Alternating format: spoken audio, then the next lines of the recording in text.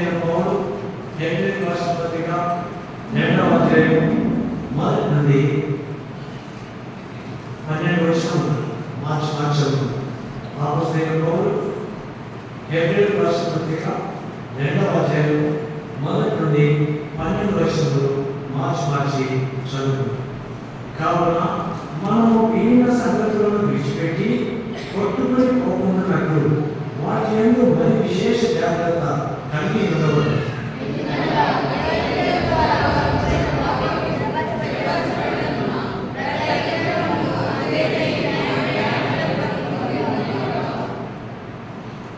ఇంత గొప్ప రక్షణ మనం నిర్లక్ష్యం చేసిన ఎలా తప్పించుకున్నాం? అట్టి రక్షణ చదువు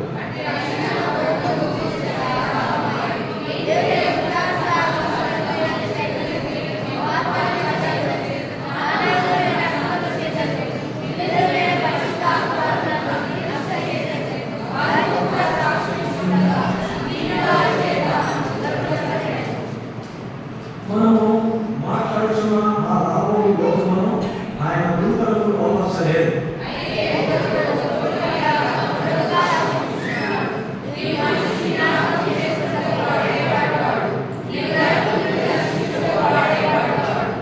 నీవు దేవదూతల కంటే వారిని కొంచెం తక్కువగా చేస్తుంది, మహిమ ప్రభావములతో వారిని కిరీటము ధరింపజేస్తుంది. నీ చేతి పనుల మీద వారికి అధికారం అనుగ్రహించింది. వారి కాలంలో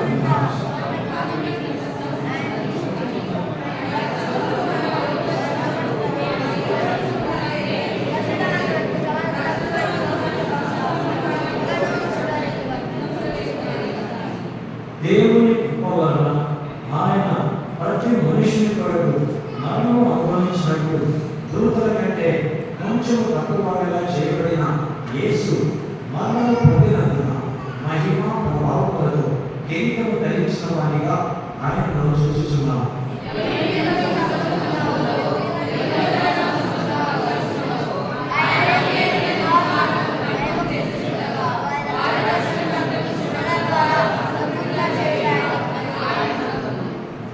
పరిశుద్ధ పరచువారి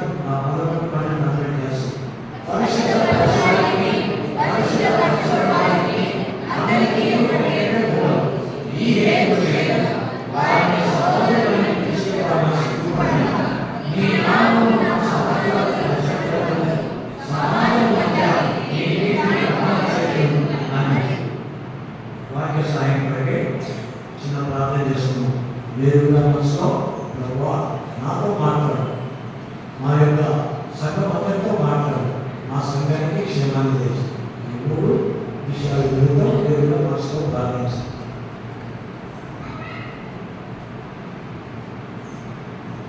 నీకు ఏ ప్రేమ కనికరంగా మా ప్రియపడుతుంది. ఇంతవరకు మాట పాటల ద్వారా మీ నామాన్ని మేము తెలుసుకున్నారు. అందరూ చెల్లిస్తున్నాం. దయగల ప్రేమ కలిగిన మా తల్లి, మీ దయాపరమైన సంకల్పాన్ని బట్టి అనాది కాలంలో తప్పిపోయిన మానవుని సంరక్షించుకోవాలని నాయన మీరు ఎంతో తప్పగలిగిన దేవుడు. ఎందుకంటే మీరు మా సృష్టికర్తలు, మీరు మా నిర్మాణకుడు, మీరు మా సంరక్షకుడు, మీరు మా రక్షణకర్తలు, మీరు మా సహాయకుడు, మీరు మా కొరకు కన్నీరు కాల్చి ప్రాణం పెట్టిన దేవుడు. ఎంతగానో మీరు స్తుతించిన రుణస్తులు మేము ఒప్పుకొచ్చున్నాం. దయగల తండ్రి, ఉదయకాలంలో మేము స్తుతించి చేయవలసిన మీ గురువులందరినీ బట్టి స్తోత్రాలు చెల్లిస్తున్నాం. చదవబడిన వాక్యాలను మీ చేతులకి అప్పగించుకుంటున్నాం. నిలబడి నేను అయ్యుడికి నేను ఒప్పుకొచ్చున్నాను. నన్ను మీ శిల్వచాలను మరుగు చేసి నీ రక్త ప్రోక్షణ కింద నన్ను కడిగి పవిత్రపరిచి మీ నోటి కూడా వాడిపెట్టి మీ నోటి మాటలో ప్రయత్నించి మేము కలిసి మా హృదయపరాలను స్థుతించి వాక్యాన్ని ఈ ఉదయకాల సమయంలో మాకు తగ్గి చేయండి. వాక్యాన్ని మీ చేతులకి అప్పగించి మా ప్రభురక్షకుడైన యేసుక్రీస్తు వారి నామములో ప్రార్థించి స్తుతించి అడిగి పెట్టుకుంటున్నాం తండ్రి. ఆమేన్.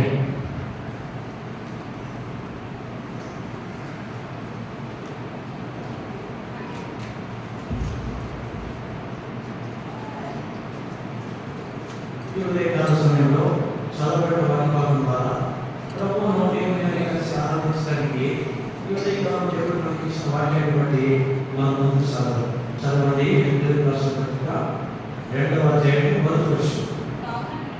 ఆ,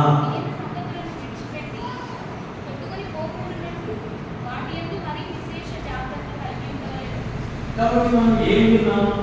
మనము వినిన సంగతులను విడిచిపెట్టి కొట్టుకొని పోతున్నట్టు వాటి యందు మరి విశేష జాగ్రత్త కలిగి ఉండవాలి. ఏం విన్నాం? 2వ వచనం.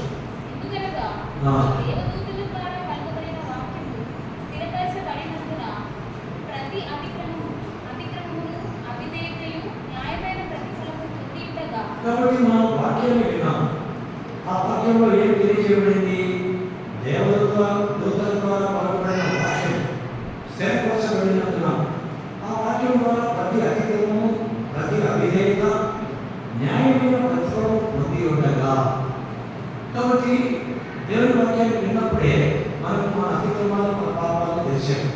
నీ ముఖ కాంతిలో మా రహస్య పాపములు 90వ మోషే కీర్తన మరి ఆయన యొక్క వాక్యాన్ని మనం విన్నప్పుడే ఈ సత్యాలని మనం నేర్చుకుంటాం. 8వ వచనం.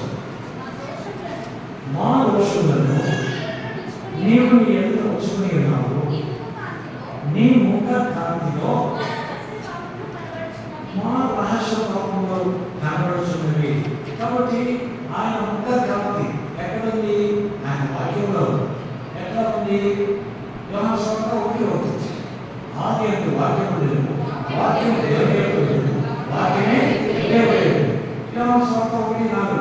ఆయనలో జీవం ఉండెను, ఆ జీవం మనుషులకు వెలుగైనది. కాబట్టి కాంతి ఎక్కడ ఉంది? ఆన్సర్ గుర్తు చేసి ఆన్సర్ చెప్పబోతుంది. ఆయనలో జీవం ఉండెను, ఆ జీవము వెలుగంటే కాంతి కదా. మరి కాంతి ఎక్కడ ఉంది చెప్పలేదు. వాక్యంలో ఉంది. కాబట్టి మనం ఏ వాక్యాన్ని అయితే విన్నామో ఆ వాక్యం వెలుగులో మన ప్రతి అవిధేయత, ప్రతి అతిక్రమము దేవుడు మనకు చూపించినప్పుడు వాటన్నిటి విషయమై మనం పశ్చాత్తాపడ్డాం. కాబట్టి ఇక్కడ మనము వినిన సంగతులను విడిచిపెట్టి కొట్టుకొని పోకున్నప్పుడు వాటి యొక్క మరి విశేష జాగ్రత్త కలిగి ఉండాలని. మరి విశేష జాగ్రత్త అంటే ఇంతకుముందు చేసిన అతిక్రమాలు కానీ, ఇంతకుముందు ఉన్న అవిధేయతగా ఆ పనులు కానీ మనం చేయకుండా జాగ్రత్త పడాలి అని వాక్యం విన్నందుకు, మన జీవితాన్ని సరి చేసుకున్నందుకు మనకు మేలుకరమైన మార్గం. తర్వాత 3వ విషయం.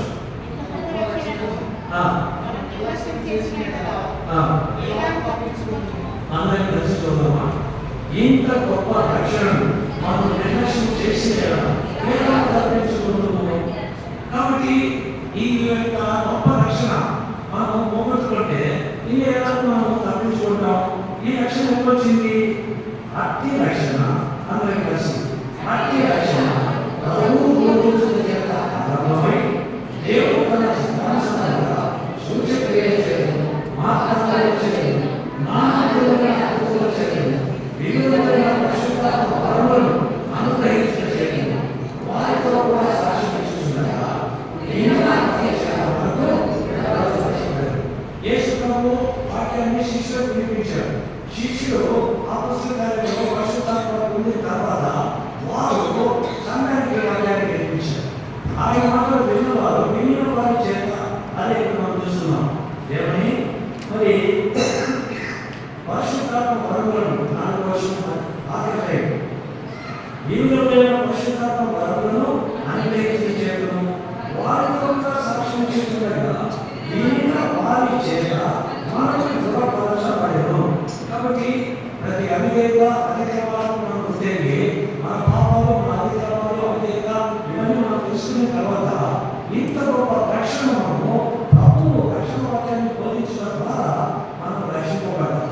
కాబట్టి ఆ సువార్తను మనము విడిచిపెట్టి, మనం వినిన సంగతులు విడిచిపెట్టి కొట్టుకొని పోకుండా, అంటే వినిన సంగతులు ఎప్పుడైతే మనం విడిచిపెడతామో మనం కొట్టుకొని పోయే వాళ్ళగా ఉన్నాం. కాబట్టి దేవుడు కొట్టుకొని పోతాం మన పాపాల చేత, పాపాల చేత చచ్చిన వారమై ఉండగా.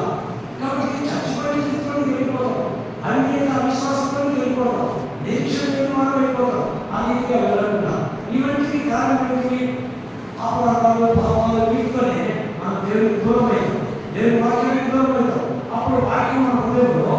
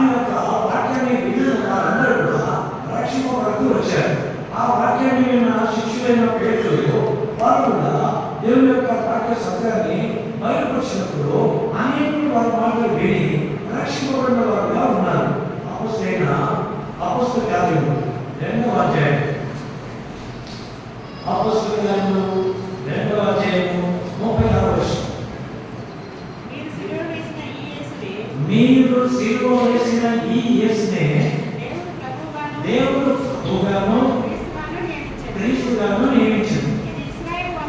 ఇది ఇశ్రాయేలు వంశమంతయు రూఢిగా ఆ మాట చెప్పాడు. ఈ కష్టపడంతా మనం ఇక్కడ గమనించినట్లయితే మరి ప్రభువైన యేసుక్రీస్తు వారి గురించి దావీదు చెప్పిన మాటలు 25లో చెప్పాడు. ఆయన గురించి దావీదు చెప్పాడు, నేను ఎల్లప్పుడూ నా యొక్క ప్రభువును చూచుచుంటిని, ఆయన నా కుడి పక్షమున ఉన్నాడు కనుక నేను కదల్చబడను. ప్రభువైన యేసుక్రీస్తు వారి పుట్టుకకు 1000 సంవత్సరాల కిందట దావీదు ఉన్నాడు. మరి 1000 సంవత్సరాల కిందట దావీదు ప్రభువైన యేసుక్రీస్తు వారిని ఎట్లా చూశాడు? ఆయన యొక్క దేవుని ఆత్మ చేత ఏమని చెప్పాడు? నేను ఎల్లప్పుడూ నా యొక్క ప్రభువును చూచుచుంటిని, ఆయన నా కుడి పక్షమున ఉన్నాడు కనుక నేను కదల్చబడను. ఎట్లా చెప్పాడు? ఈ మాటను బట్టి జగదుత్పత్తికి ముందే క్రీస్తు యేసు ప్రభువులో ఆయన నిన్ను నన్ను ఏర్పరచుకున్నాడు. అందును బట్టి మరి అపోస్తలుడైన పౌలు లేఖనాలు ఎదిగిన తర్వాత ఈ సత్యాన్ని బయలుపరిచాడు. రండి దావీదు కీర్తనలు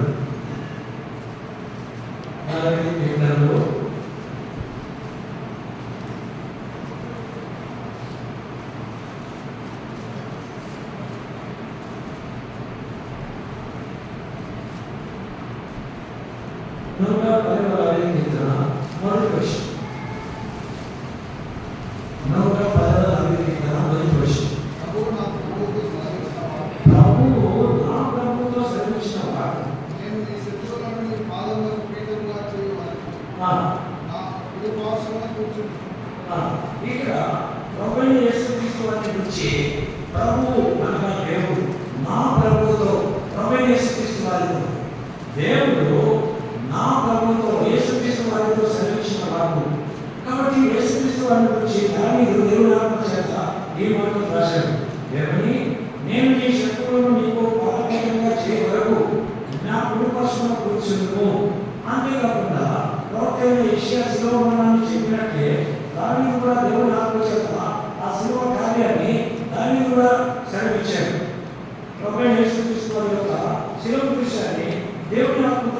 కూడా చూశాడు. 22వ కీర్తన 22వ కీర్తన మొదటి వర్షం. నా దేవా నీవు నన్నేళ్ళ విడనాడితివి, నన్ను రక్షింపక నా ఆత్మధ్వని వినక నీవేళ దూరంగా ఉన్నావు. కాబట్టి ఆ శిలువలో పలికిన మాటను, ప్రభువైన యేసుక్రీస్తు వారు పలికిన మాటను దావీదు దేవుని యొక్క ఆత్మచేత పలుకుతున్నాడు. అదే మాటలు, నా దేవా నీవు నన్నేళ్ళ విడనాడితివి, నన్ను రక్షింపక నా ఆత్మధ్వని వినక నీవేళ దూరముగా ఉన్నావు. కాబట్టి మరి దేవుని యొక్క వాక్య భాగంలో ఈ మాటలు దేవుని యొక్క ఆత్మచేత 1000 సంవత్సరాల క్రిందట దావీదు ఈ మాటలు తెలియజెప్పాడు. రండి పరిశుద్ధమైన మత్తయి రాసిన సువార్త 27వ అధ్యాయం 46వ వచనం.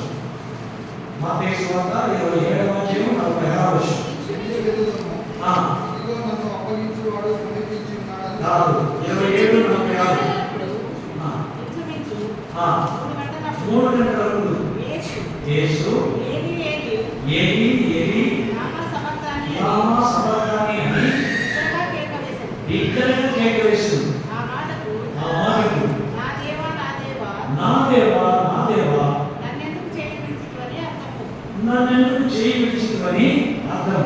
కాబట్టి ఇదే మాట దావీదు 22వ కీర్తనలో నా దేవా నీవు నన్నేలా విడనాడితివి, నన్ను రక్షింపక నా ఆత్మని వినక నీవేళ దూరంగా ఉన్నావు. కాబట్టి దేవుని యొక్క వాక్య భాగంలో ఈ మాటలన్నీ కూడా దావీదు దేవుని రాశారనడానికి నిదర్శనంగా ఉన్నాయి. అంటే ఆ ప్రభు బోధించడం చేత ఆరంభమై నీకు నాకు మన పాప దోషాలను మనకు తెలియజేస్తూ అంత గొప్ప రక్షణను ఉచితంగా దేవుడు ఇచ్చాడు. ఆయన నోటి మాట దేవుని యొక్క వాక్యాన్ని విని అందులో విశ్వాసం ఉంచడం ద్వారా నీ నా పాప దోషాలన్నీ పరిహరించబడ్డాయి. ఆ శివ దృశ్యంలో ఇంకా మనం గమనించినట్లయితే 22వ కీర్తన 12వ వచనం.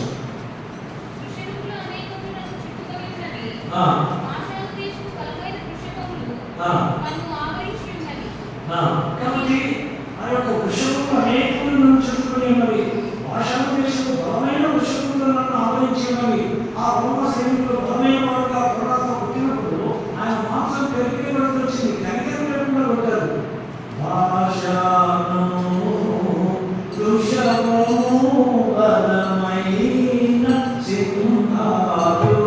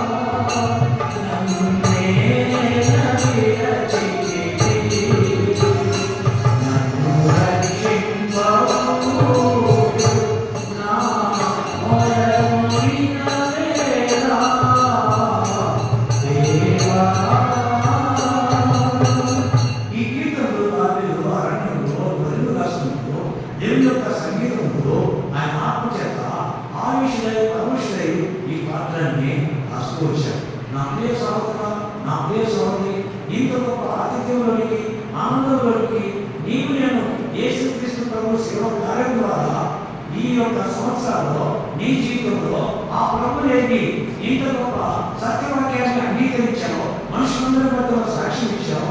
ఆ ప్రభు యొక్క చైతన్యంగా ఆశించిన తర్వాత మరలా నువ్వు ఎన్ని సంగతులు విడిచిపెట్టి కొట్టుకుని పోతున్నావు అంటే ఆ ప్రభుకి ఎంత దుఃఖమైతే చెప్పండి, అయితే కాదా? కాబట్టి మొట్టమొదటిగా ఈ యొక్క సువార్త సత్యాన్ని విన్న నీకు నేను అందులో నుండి తొలగిపోకుండా అందులోనే విశేష జాగ్రత్త కలిగిన వారై అంతకంతకు ఆత్మీయంగా ఎదిగే వారిగా ఉండాలి, కానీ అంతకంతకు దూరంగా వెళ్ళిపోయే వారిగా ఉండకూడదు. అప్పుడు ఆ ప్రభుత్వం మనం సృష్టిస్తాం. అయోగ్యమైన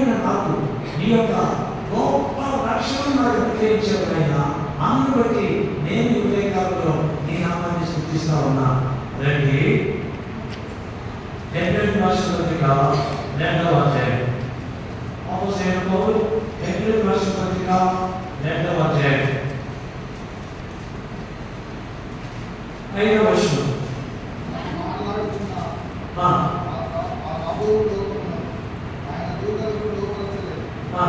అయితే ఒకడు ఒక చోట ఇలాగున దృఢముగా సాక్ష్యం ఇచ్చుచున్నాడు.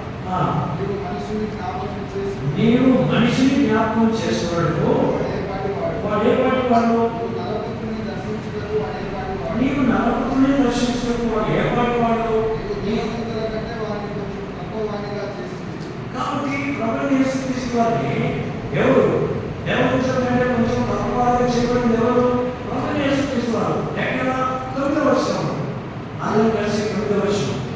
దేవుని కృప వలన ఆయన ప్రతి మనిషి కొరకు మనకు అనుగ్రహించినట్టు దూతల కంటే కొంచెం తక్కువగా చేయబడిన యేసు మరణం పొందినందున ఆయన శివశ్రమను పొందినందు చేత దేవదూతల కంటే కొంచెం తక్కువగా ఆయన చేసినంటే తనకు అర్థం ఉంది. అయితే నిన్ను నన్ను ఏపాటి వాడు? నీవు నరపుత్రుని దర్శించుకుని వాడు ఏపాటి వాడు? నీవు మనిషిని జ్ఞాపకం చేసుకున్నావు వాడు ఏపాటి వాడు? కాబట్టి నీవు నేను ఏపాటి వాడు? అట్లాంటి నిన్ను నన్ను కూడా ఏం చేసినంత దేవుడు నీవు దేవదూతల కంటే వాడిని కొంచెం తక్కువగా చేసి ఇంకా మహిమ ప్రభావములతో వానికి కిరీటం ధరింపజేస్తుంది. ఎట్లా కిరీటం ధరింపజేశాడు? నీ చేతి పనుల మీద వానికి అధికారము అనుగ్రహించింది. వాని పాదముల కింద సమస్తమును ఉంచితివి. కాబట్టి నా ప్రియ సహోదరుడా సహోదరి, అంత గొప్ప రక్షణ నుంచి ఆయన మౌనంగా కూడా ఆ రక్షణ వచ్చింది. క్రీస్తు ప్రభువు బోధించడం చేత ఆరంభమై ఆయన సత్యాన్ని వినిన వారి శిష్యులు ప్రపంచమంతటా వినిన వారు ఆ వాక్యాలను వారి సాక్ష్యాలను మనకు బయలుపరచుచుండగా వాటినన్నింటినీ విని మనకు రక్షింపబడ్డాం. క్రీస్తు ప్రభువులో ఇంత గొప్ప రక్షణను ఒక సంబంధమైన మూలపాఠాలకు మరలా తిరిగి మరలా మనం కొట్టుకునిపోయే వారిగా ఉంటే మనకంటే దురదృష్టవంతులు ఇంకెవరు ఉంటారు. కాబట్టి అన్నిటిగా ఉండదు. మొట్టమొదటిగా దేవుని యొక్క స్వార్థం నీకు అందించినందుకు ఎవరికి వందనాలు. రెండవదిగా ఆయన నామమున విశ్వాసం ద్వారా నిన్ను నన్ను రక్షించినందుకు, గొప్ప రక్షణ నీకు ఇచ్చినందుకు నీకు నేను ఎవరికి వందనస్తులమైన అందును బట్టి మనం దేవుని స్తుతించేవారు. మూడవదిగా అసలు దేవుడు మనిషిని జ్ఞాపకం చేసుకోవడం వాడు ఏ పాటి వాడు? ఆకాశంలో సూర్యుని మహిమ, చంద్రుని మహిమ, నక్షత్రాల మహిమ ఎంతో గొప్పగా ఉంది. ఆ సముద్రంలోని ఆ యొక్క జలచరాలు, ఆయన సృష్టించిన జలచరాలు ఎంతో గొప్పవి. వాటి ముందు మానవుడు ఎంతటి వాడు, ఎక్కడికి వాడు. అయినా కానీ దేవుడు తన రూపాన్ని ఇచ్చాడు, తన స్వరూపాన్ని ఇచ్చాడు, తన ఆత్మను అనుభవించాడు. సమస్త సృష్టి మన పాదాలకు వచ్చాడు. ఎందుకంటే నీకేం కావాలి? అందుకు బట్టి ప్రభావ నేను ఎప్పటి వాడిని, నన్ను జ్ఞాపకం చేసినందుకు నేను ఎప్పటి వాడిని, నా జీవితం ఎప్పటి, నా బుద్ధి ఎప్పటి, నా క్రియ ఎప్పటి, ఇంత గొప్ప రక్షణ నాకు ఇచ్చి ఇంత గొప్ప మరి సృష్టి అంతటిలో నీ యొక్క మహిమ ప్రభావాన్ని నాకు కిరీటంగా ఇచ్చావు. కిరీటాన్ని ఎవరు ధరిస్తారు? రాజు ధరిస్తారు. కాబట్టి కిరీటం నీకు నాకు ఇచ్చాడంటే నీకు నేను రాజులను. రండి, పేతురు దర్శన మొదటి పత్రిక 2వ అధ్యాయం 9వ వచనం. పేతురు దర్శన మొదటి పత్రిక 2వ అధ్యాయం 9వ వచనం.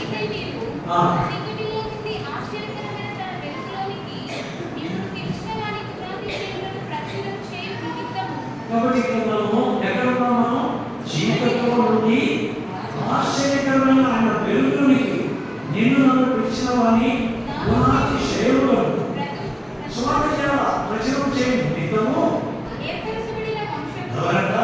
సువార్త ప్రచురం చేసే వంశం అంట. ఏర్పరచబడిన వంశమును, రాజులైన యాజక సమూహమును, పరిశుద్ధ జనమును. ఏది గొప్ప ధన్యతలు ఇచ్చాడు దేవుడు. ఆయన యొక్క సువార్త ద్వారా ధన్యుడు దేవుడు నిన్ను నన్ను ఈ సృష్టిలో కన్నాడు. మనము అయోగ్యం, అపవిత్రమై, అపరాధ చేత, పాపాల చేత చచ్చిన వారమై ఉండినప్పుడు మన యొక్క ప్రేమ చెప్పి తన తన రక్తం ఇచ్చి తిరిగి నిన్ను నన్ను కొన్నాడు.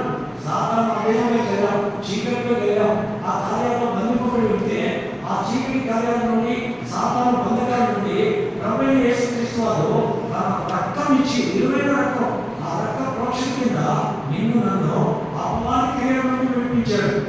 యోహాను రాసిన మొదటి పత్రిక 3వ అధ్యాయం, యోహాను రాసిన మొదటి పత్రిక 3వ అధ్యాయం 7-8 వచనాలు అందరం కలిసి, చిన్న పిల్లలారా ఎవరిని మోసపరచకండి, ఆయన నీతిమంతుడై ఉన్నట్టు నీతిని జరిగించు ప్రతివాడును నీతిమంతుడు.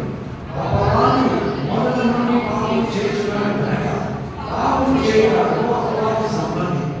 అపవాది యొక్క క్రియలను బయటపరిచేది దేవుని కుమారుడు ప్రత్యక్షమాయను. కాబట్టి నా ప్రియ సహోదర సహోదరి, నేను దేవుని మూలంగా పుట్టాను. 9వ వర్షం అందరం కలిసి, దేవుని మూలంగా పుట్టిన ప్రతి వారిలో ఆయన బీజము నిలుచున్న కనుక వారు పాపం చేయరు. వారు దేవుని మూలంగా పుట్టిన వారి కనుక పాపము చేయగలరు.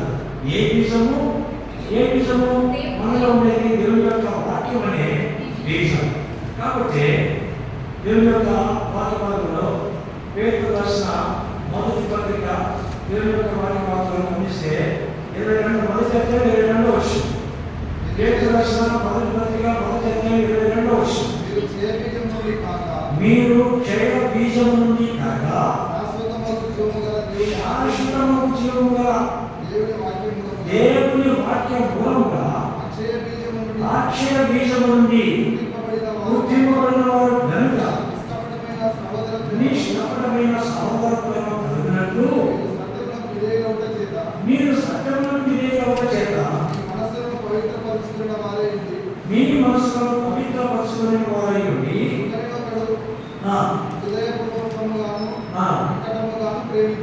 మనకి విరుద్ధమే. దేనికి విరుద్ధం? లోకానికోడు హృదయపూర్వకముగా నిపుణముగా ప్రేమించుడి. మనమైతే ప్రేమించాలి. దేవుని యొక్క వాక్యంలో నిజంగా ఎదిగితే మనం ప్రేమించేవారిగా ఉన్నాం. మనలో ఆ వాక్య బీజం నిలిచి ఉంటే శత్రువును కూడా ప్రేమిస్తుంది. మర్చిపోయి ఒక సహోదరుడు దైవ సేవకుడు మొదలైన తర్వాత సేవకుడు దేవుడు వారిని ప్రేమిస్తే ఆయన వెంటనే అవసరం క్షమాపణ అడిగాడు. ఆ తర్వాత ఆపో అన్నాడు. అయితే ఆ సహోదరుడికి నమ్మలేదు. ఆ తర్వాత 10 దినాల తర్వాత మందిరంలోకి వచ్చి, అన్న దైవకులను క్షమించాను, ఆ రోజు క్షమాపణ అడిగాను, నువ్వు అడిగావు కానీ నేను నీతో సమాధానపడినాను, ఆ పోదని చెప్పి సీరియస్గా వెళ్ళిపోయాను. అయితే నా ఆత్మలో సంతోషం కలిగింది, నన్ను క్షమించాను అన్నాడు. వాక్య బీజం నిలిస్తే దీన్ని నిలవకపోతే మీ ఎంత నా ఎంత కోపిస్తే కదా. కాబట్టి వాక్యం చెప్పేవారైనా వాక్యం వినేవారైనా ఇద్దరికి దేవుడు ఒకే మార్గంలో తీసుకుని వచ్చాడే కదా. హెబ్రీయులకు రాసిన పత్రిక 2:11-12 పరిశుద్ధ పరచువారికి పరిశుద్ధ పరచబడు వారికి అందరికీ ఒకటే మూలం. ఈ హేతువు చేత వారిని సహోదరులను పిలుచుకు ఆయన సిగ్గుపడదు. ప్రభువు యేసుక్రీస్తు వారు నిన్ను నన్ను సహోదరులను పిలిచేదానికి ఇష్టపడ్డాడు. కాబట్టి దేవుని స్వార్థించినందుకు దేవుని స్థితిలో భద్రమైన ఆ తర్వాత మన యొక్క అతిక్రమాలు మనకు తెలియజేసేందుకు అవిధేయత మనకు తెలియజేసేందుకు ఆయన స్థుతించేవారిగా వీటన్నిటిని విడిపించి ఆయన ప్రభువైన యేసుక్రీస్తు వారి నామములో విశ్వాసం ద్వారా నీకు నాకు రక్షణ ఇచ్చాడు. ఇంత గొప్ప రక్షణ. రోమీయులకు రాసిన పత్రిక 10వ అధ్యాయం, రోమీయులకు రాసిన పత్రిక 10వ అధ్యాయం 8 నుండి మార్చి అదేమని చెప్పుచున్నది? వాక్యము నీ హృదయము నీ నోటను నీ హృదయంలోనూ ఉన్నది. అది మేము ప్రకటించు విశ్వాస వాక్యమే.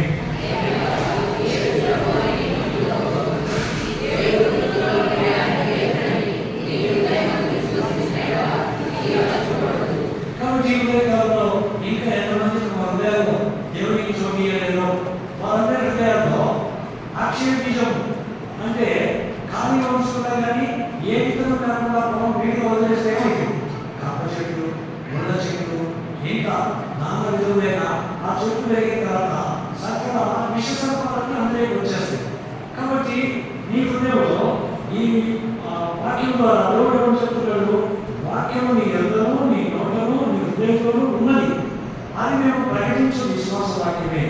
యేసు ప్రభు అని నీ నోటితో ఒప్పుకొని దేవుడు మృతుల నుండి ఆయన లేపని నీ హృదయంలో విశ్వసించినగా నీవు రక్షింపబడదు.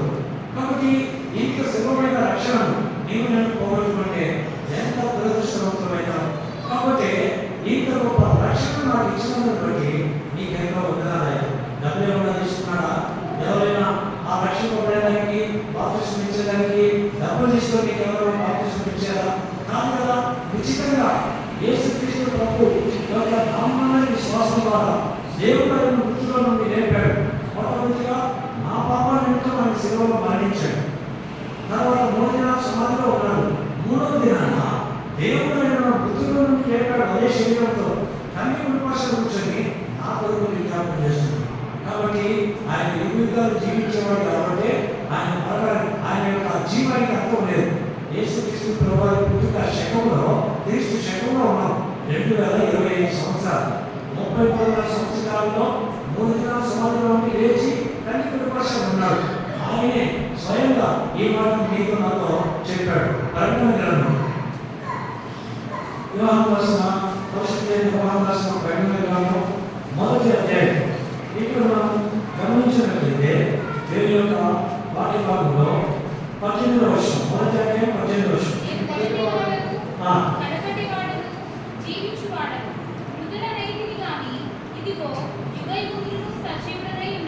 కాబట్టి మొదటివాడు కడపటివాడు మృతుల నైతిని కానీ ఇదిగో యుగయుగములు సజీవుడనై ఉన్నాను. కాబట్టి యుగయుగములు ఆయన సజీవుడుగా ఉన్నాడు. నా ప్రియ సహోదర సహోదరి, నేను విశ్వాస జీవితంలో 1వ అధ్యాయం 8వ వచనం, ప్రకటన 1వ అధ్యాయం 8వ వచనం.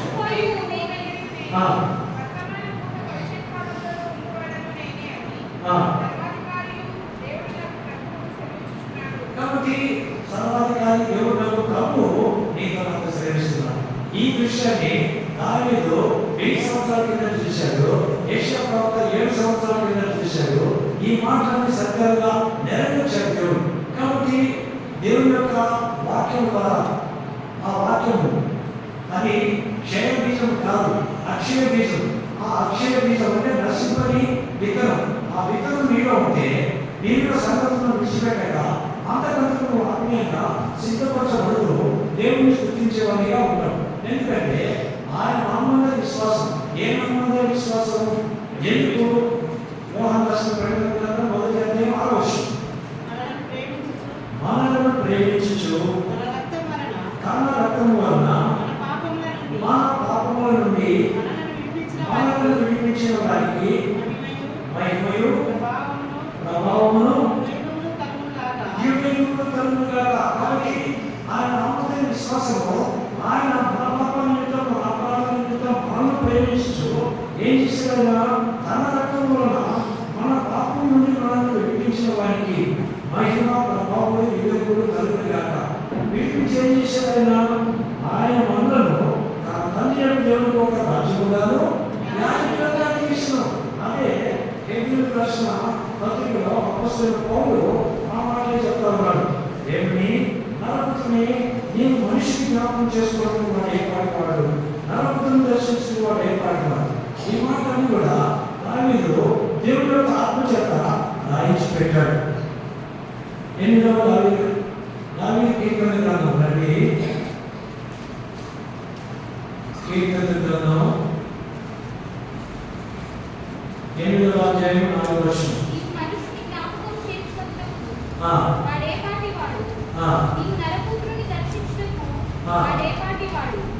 దేవుని కంటే వానిని కొంచెం తక్కువగా చేసి ఉన్నావు. మహిమ ప్రభావములతో వానికి కిరీటం ధరింపజేసి ఉన్నావు. అక్కడ పౌలు ఏమన్నాడు? దేవుని దూతల కంటే వానికి కొంచెం తక్కువగా. ఇక్కడ దావీదు కీర్తన 8లో దావీదు ఏమంటున్నాడు? దేవుని కంటే వారిని కొంచెం తక్కువగా చేసి ఉన్నావు. మహిమ ప్రభావములతో వానికి కిరీటం ధరింపజేసి ఉన్నావు. నీ చేతి పనుల మీద వానికి అధికారం ఇచ్చి ఉన్నావు. 8వ వచనం. ఆయన పాదముల క్రింద నీవు ఉంచుతావు. యెహోవా మా ప్రభువా, భూమి అంతటా నీ నామం ఎంతో ప్రభావం గలది. ఈ సత్యాన్ని గుర్తించిన వారు, ఈ వాక్యాన్ని రుచి చూసిన వారు దానిలాగా దేవుని స్తుతిస్తారు. దేవుని యెహోవా మా ప్రభువా, భూమి అంతటా నీ నామము ఎంతో ప్రభావం గలది.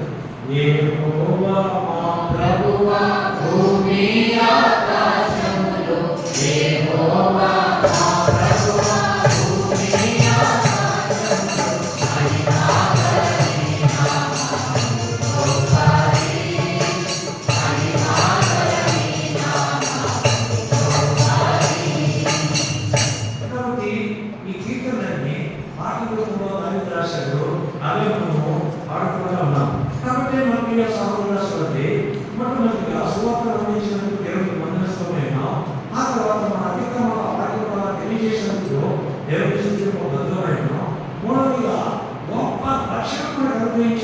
ఆయన నామమున విశ్వాసం ద్వారా.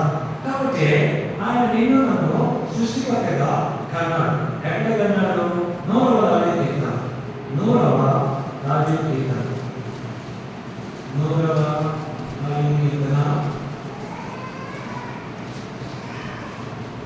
3వ వచనం. ఆయనే మనల్ని పుట్టించెను, మనం ఆయన వారము, ఆయన ప్రజలము, ఆయన వైపు గొర్రెలు. కాబట్టి ఆయనే మనము పుట్టించెను. తర్వాత అపొస్తలుల కార్యములు 20వ అధ్యాయం 28వ వచనం. అపొస్తలుల కార్యములు 20:28. దేవుడు తన సహకరించి సంపాదించిన తన సంఘం. ఇప్పుడు దేశ ప్రార్థనా సంఘం. ఈ సంఘంలోని పిల్లలందరూ ఎవరు? తన స్వరక్తం ఇచ్చి సంపాదించిన సంఘం. ఏదో వేరుగా రకం కాదు, వేరే వెలుగుల రకం కాదు, ఎదురు రకం కాదు, మేక రకం కాదు. తన స్వరక్తాన్ని ఇచ్చాడు నీ కోసం, నా కోసం. మొట్టమొదటిగా నిన్ను మనం గుర్తించాడు. రెండవదిగా మా మౌలికలు అధికమ కాలంగా ఉండేటప్పుడు నిన్ను నన్ను తీసుకొచ్చి దేవుని వాక్యం నీకు చెప్పి, ఆయన నీ జీవితాల్లో ఒక దినాన్ని లోకాలను నువ్వు గురిసిన నీవు నా రాజ్యానికి వారసుని కావాలి. నా కుమారుడు, నా కుమారుడు, నీ తల్లిలో పర్వతరాజులో గొప్ప రాజు, ఆ యాజక సమూహంలో రాజుల సమూహంలో ఉండాలి అని నిన్ను నన్ను తీసుకొని వచ్చి తన యొక్క నీ నా జన్మ రహస్యాన్ని గ్రహించి నిన్ను నన్ను తన కుమారుడిగా కుమార్తెగా స్వీకరించాడు. కాబట్టి విశ్వాసం ద్వారా దేవుని పిల్లలమయ్యా. యోహాను సువార్త 1:12, యోహాను సువార్త 1:12. అందరూ ఎందరూ అంగీకరించిరో వారందరికీ, అనగా విశ్వాసం ఉంచిన వారందరికీ దేవుని పిల్లలకు. కాబట్టి ఆయన నామమున విశ్వాసం ద్వారా దేవుని పిల్లలమయ్యా. దేశ ప్రార్థనలో విశ్వాసులు. తర్వాత మనుషులందరి మధ్యలో ఆయన నామాన్ని ఒప్పుకుంటూ మనుషులందరి మధ్యలో మనం సాక్షిగా ఉన్నాం. వారితో సాక్షి కలిగి ఉన్నాం. ఇంత గొప్ప రక్షణ పాత్రలో ఉన్నాం. కాబట్టి నీవు నేను ప్రభువును ఉదయకాలంలో ఆరాధింపబద్ధమైన ఆయన కన్నాడు. తర్వాత రక్తం ఇచ్చి కొన్నాడు. కాబట్టి రండి దేవుని యొక్క వాక్యంలో అపోస్తలుల పౌలు కొరింథీయులకు రాసిన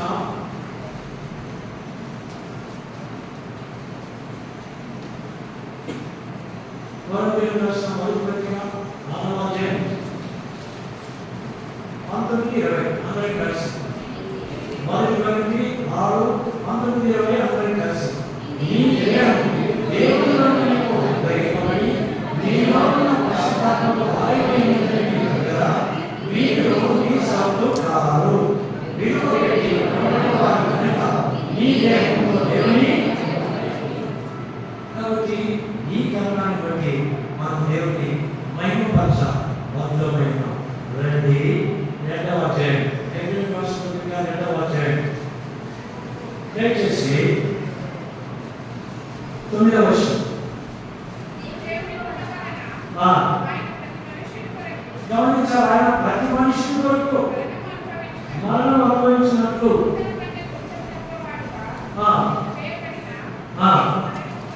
కాబట్టి ప్రతి మనిషి కొరకు ఆయన మరణం అనుభవించాడు. నా కొరకు ఎట్లా? నా కొరకు కాదు కదా.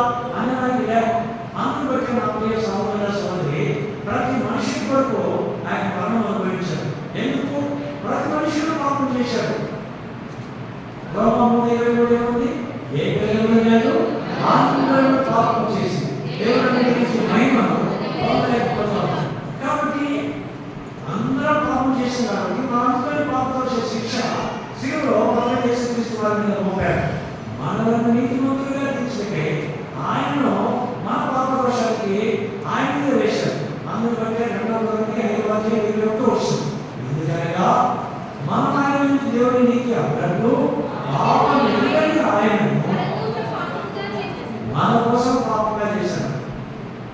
ఎంత అన్యాయం కదా! మన కోసం పాపంగా చేశాడు. నా ప్రియ సహోదరులే, ఈ సత్యాన్ని విని మరలా మర్చిపోయాడు. ఒకసారి జ్ఞాపకానికి తెచ్చు. అదే అపోస్తలుడైన పౌలు హెబ్రీ సంఘాలకు రాస్తున్నాడు. ఎవరికి రాసిన పత్రిక? హెబ్రీయులకు రాసిన పత్రిక మొదటి అధ్యాయం. ఇక్కడ మనం గమనించినట్లయితే దేవుని యొక్క వాక్యభాగంలో హెబ్రీ కంటే మరి తీతుకు రాసిన మొదటి పత్రిక మొదటి అధ్యాయం మొదటి 2 వచనాలు. ఎవరన్నా సంఘంలో ఉండేది దేవుడు ఏర్పరచుకున్న వారి విశ్వాసం నిమిత్తము నిరీక్షణతో కూడిన భక్తికి ఆధారమగు సత్య విషయమైన అనుభవ జ్ఞానం. ఇక్కడ దేవుడు మనం ఏర్పరచుకున్నాడు. ఎట్లా ఏర్పరచుకున్నాడు? ఆయన నామముని విశ్వాసం ద్వారా. దేనితో ఏర్పరచుకున్నాడు? మనం నిత్య జీవాన్ని పొందాలని. ఆ నిత్య జీవాన్ని పొందాలని ఏర్పరచుకున్న తర్వాత మనం ఏం చేయాలా? నిరీక్షణతో కూడిన భక్తికి ఆధారము సత్య విషయమైన అనుభవ జ్ఞానంలో అంతకంటే కదా. అయితే మనం అన్నింటిలో తగ్గిపోతే ఎట్లా? నిన్ను సంగతిలో విడిచిపెట్టి మనం కొట్టుకుపోయేటట్టుంటే ఎట్లా ఎదుగుతాం? అందుకనే ఆ యొక్క అపోస్తలుడైన పౌలు ఈ మాటలన్నీ కూడా తెలియజేస్తూ వచ్చారు. కాబట్టి మన అందరి విశ్వాస విషయంలో నా నిజ కుమారుడు తీర్పు శుభమని చెప్పి అయ్యేది ఆ నిత్య జీవంలో అబద్ధమాడలేని దేవుడు అనాది కాలంలో వాగ్దానం చేసింది. కానీ ఇప్పుడు మన రక్షకుడైన దేవుని ఆజ్ఞ ప్రకారం నాకు అప్పగింపబడిన సువార్త పలికిన వలన తన వాక్యమును ఎంత కాలం లేదో బయలు పరిచయం. కాబట్టి నాకు సహోదరి యుక్త కాలం లేని బయలుపరుస్తూ వచ్చాడు. కాబట్టి నేను కూడా పరిశుద్ధ పరిచయానికి పరచబడే వారికి ఒకే మొదలు పెట్టాడు. బాప్తిస్మం ఇచ్చేవాడి దగ్గరికి యేసుక్రీస్తు వచ్చి బాప్తిస్మానికి వస్తే బాప్తిస్మం ఇచ్చేవాడు నేను నీ వల్ల బాప్తిస్మం పొందవలసింది కానీ నా దగ్గరికి వస్తున్నావా? సమస్త నీతి కార్యములు ఇప్పుడు దేవుని యొక్క నీతి కార్యములు జరిగి ఇది మనకు కలిగినది అన్నాడు. ఆయన కూడా మీ దగ్గరికి వచ్చి బాప్తిస్మం తీసుకున్నాం. మనుషులందరి మధ్యలో సాక్ష్యం ఇచ్చాడు. అప్పుడు పరిశుద్ధాత్మ ఆకాశం నుండి ఆ మేఘంలో ఇదిగో ఈయనే నా ప్రియకుమారుడు, ఈయన ఇప్పుడు దేశంలో మన విశ్వాసం అంటే ఎవరు? దేవునిలో కూర్చున్న వారిని ఎరిగారు. ఆయన నామాన్ని విశ్వాసం ఇచ్చారు. వాక్య బీజము వారి హృదయంలో పాటుపడిన తర్వాత వారి ప్రతి అవిధేయత అతిక్రమలు యేసు రక్తంలో కడుగుతున్నారు, పవిత్రులయ్యారు. మనుషులందరి మధ్యలో బాప్తిస్మములో సాక్ష్యం ఇచ్చారు. అవునా కాదు? సాక్ష్యం ఇచ్చారు కదా. మీరంట వచ్చి ప్రయత్నం ఎవరైతే సాక్షి ఇచ్చేవాళ్ళంతా బయటకు వచ్చి వాళ్ళు బాగుంటారు. కాబట్టి ఇవన్నీ మనం అనుసరిస్తూ వచ్చాం. ఆ సత్యవాక్య లేఖన భాగాలు ఎదిగాం. మనం ఇతరులకు సాక్షులుగా ఉండాలి. కాబట్టి దేవుడు అన్నిటిగా తెలియజెప్పిన తర్వాత ఇక్కడ అంటూ ఉన్నారు. హెబ్రీయులకు రాసిన పత్రిక 8వ అధ్యాయం దయచేసి 14-15 వచనాలు. ఆ పిల్లలు రక్త మాంసంలో గలవారైనందున ఆ ప్రకారమే మానవుల యొక్క బలము గలవారిని అనగా అపవాదిని మరణం ద్వారా నశింపజేయు జీవితకాలమంతయు మరణ భయం చేత ఆశీర్వదించ పడిన వారిని విడిపించుటకు ఆయన కూడా. కాబట్టి అపవాదికి లోబడిపోయాం. చీకట్లో ఉన్నవారు మరణ భయం చేత జీవితకాలంలో భయపడతాం.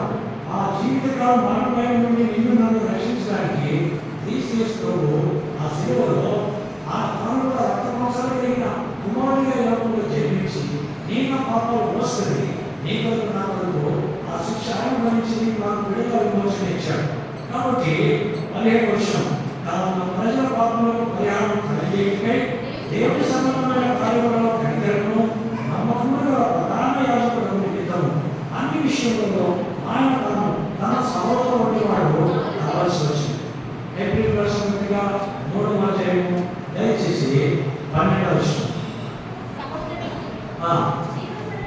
జీవం గల దేవుని విడిచిపోనట్టి విశ్వాసం లేని దుష్ట హృదయం మీలో ఎవరి ఎంతైనా ఒకవేళ ఉండునేమో అని.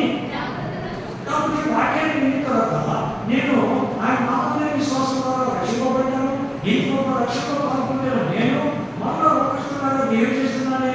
కాబట్టి నీవు నేను కూడా మనం పరిశీలించుకోవాలి. జీవం గల దేవుని విడిచిపోయినట్టు విశ్వాసం లేని దుష్టుడు మీలో ఒకవేళ ఎవరైనా ఉన్నదేమో అని జాగ్రత్త పడాలి.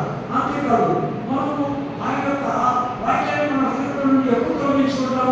పదమూడు పదహైదు నేను శబ్దంలో విని కోపం పొందించినప్పటి వల్లే మీ హృదయంలో కఠినపరచకూడదని ఆయన చెప్పారు కనుక పాపంలో కలదు ప్రేమ చేత ఎప్పుడైతే మనం పాపాన్ని ప్రేమిస్తామో అప్పుడు ఆయన వాక్యం మనలో నుండి ఉండదు. పాపంలో కలదు ప్రేమ చేత మీరు ఎవరు కఠినపరచబడుతున్నట్టు నేను అనుకున్న సమయం ఉండగానే ప్రతి దేవుడు ఒకరికొకరు బుద్ధి చెప్పుకోండి. ఏదైనా మొదటి నుండి మనకున్న దృఢ విశ్వాసము అంతము గట్టిగా చేపట్టబడిన ఎడలనే క్రీస్తులో పాల్గొనలేదు, లేకపోతే క్రీస్తు నుండి వేరు చేయబడతారు. కాబట్టి నా ప్రియ సహోదర సహోదరి, నీ నా విశ్వాస జీవితంలో దేవుని రీతిగా నీ పరిణామాలు విశ్వాసం లేని దుష్ట హృదయం నీలో నాకు ఉందేమో పరిశీలించుకోవాలి దేవుని యొక్క వాక్యం చేత. తర్వాత 6వ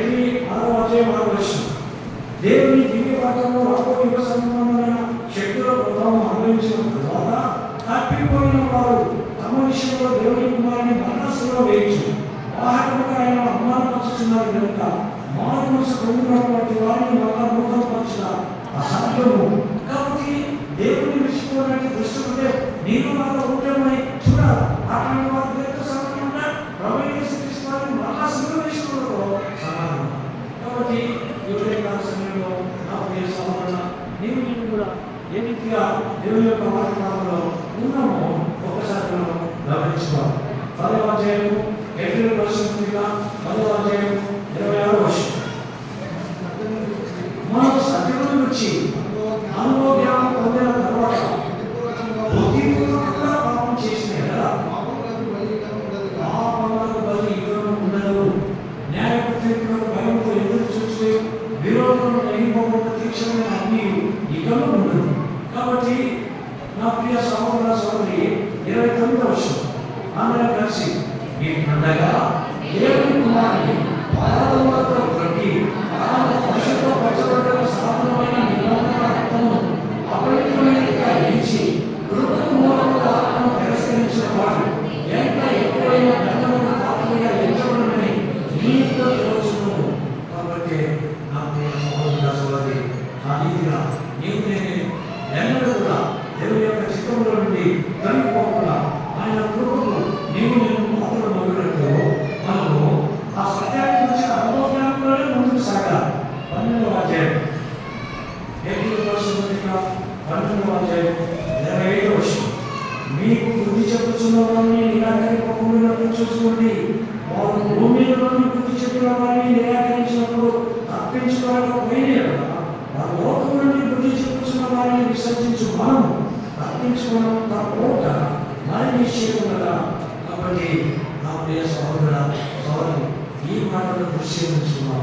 సువార్తనిచ్చినందుకు దేవునికి వందనస్తులైనా మన అపరాధాలు మన దోషాలు ఆయన వాక్యవాదం ద్వారా మనం తెలియజేసినందుకు దేవునికి వందనస్తులైనా ఇంత గొప్ప రక్షణను ఆయన నామములో విశ్వాసం ద్వారా ఉచితంగా మనం నీతిమంతులుగా చేసినందుకు ఆయనకు వందనస్తులైనా మనుషుని జ్ఞాపకం చేసుకున్నందుకు దేవునికి మనం ఏర్పాటు ఆనాటి బంధంలో దేవుడికి అనుగ్రహించి ఆ తర్వాత మనము కిరీటం పెట్టుకున్న వాళ్ళగా అంటే రాజుగా ప్రభుత్వ అధికారాల్లో నేను నన్ను ఉంచారు. మందిరంలో దేవుని వాక్యం బోధించే యాజకుడిగా ఉంచారు. మా పాలన సమస్త సృష్టిని ఉంచారు. దేవదూతల కంటే కొంచెం తక్కువగా చేశాడు. దీనికి నేను యోగ్యనా కాదు కదా. కాబట్టి ఈ యోగ్యత నాకు ఇచ్చిన నా ప్రభువును నేను నెరవేరుస్తాను. ఆ పర్వత రాజ్యంలో ఆ యొక్క ప్రధాన ఆ దేవుడు సెలవులు ఆ 24 పెద్దలు వారి కీర్తన చేసి మహిమ ప్రభావం పొందుతూ నీళ్ళు మేము మమ్మల్ని మహిమ కీర్తనలు మాకు ఇచ్చావు కానీ మేము దీనికి యోగ్యత కాదు. వారి కీర్తన తీసి ఆయన ఆరాధన ఇవే కాల సమయంలో నీవు నేను కూడా అధికంగా ప్రభుత్వ ఆరాధింప భద్రమైన. కాబట్టి ఇంత గొప్ప రక్షణ నీకు నాకు ఉచితంగా ఎట్లా ఇచ్చాడు? ఆ శిలువ శ్రమను ఆయన పొందాడు, అవమానాలు నిందలు ఆయన పొందాడు. నీకు నాకు ఇష్టంగా మొదటి మరణం ఎవరికి అది కప్పించేది కాదు. మంచి నుండి తీయబడిన ప్రతివాడు మంచిగా వెళ్ళాల్సిందే. ఆ తర్వాత రెండో మరణం నిత్యాన్ని నుండి రక్షించడానికి ప్రభు యేసు క్రీస్తు ఈ యొక్క కార్యాలని వాక్యాన్ని సువార్త నుండి ఇచ్చాడు. ఈ మాటను దృష్టిలో వచ్చుకొని మన దేవుడికి స్తుతించి ఆరాధిద్దాం. లేచి నిల్చుండి మొదటి చరణం పాట పాడవారండి. 159వ పాట, 159వ పాట.